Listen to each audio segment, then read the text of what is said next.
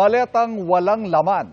Ganyan inilarawan ng ilang House prosecutor ang ipinasang tugon ni Vice President Sara Duterte kaugnay sa Articles of Impeachment.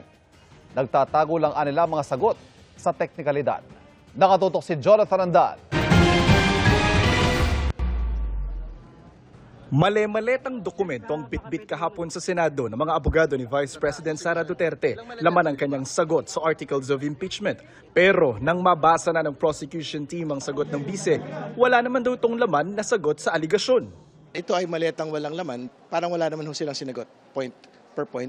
We were anticipating na finally makikita na natin yung kasagutan niya dito sa confidential fund, sa bribery, sa unexplained wealth, and even in threat. But apparently, ang laman ng sagot niya are constitutional issues again. I don't know if this is part of their legal strategy that up to this time, wala pa rin tayong nakikitang direktang sagot sa mga allegation of offenses. No?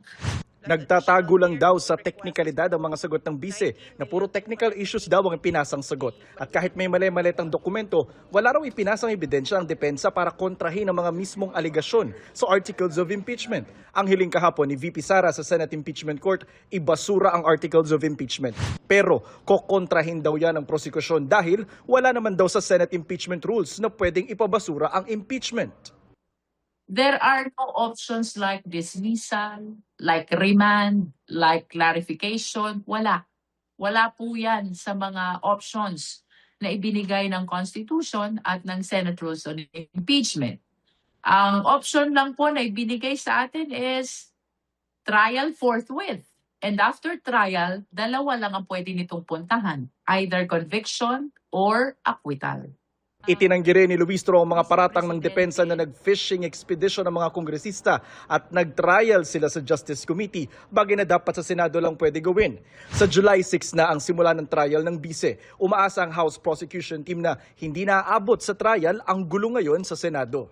Sana walang spillover dito sa impeachment trial, no? I hope they will be reminded that this is one of our constitutional duties to the sovereign Filipino people. There is no option to stop. There is no option to delay. The only option is trial forthwith. Jonathan Andal, Nakatutok, 24 Oras.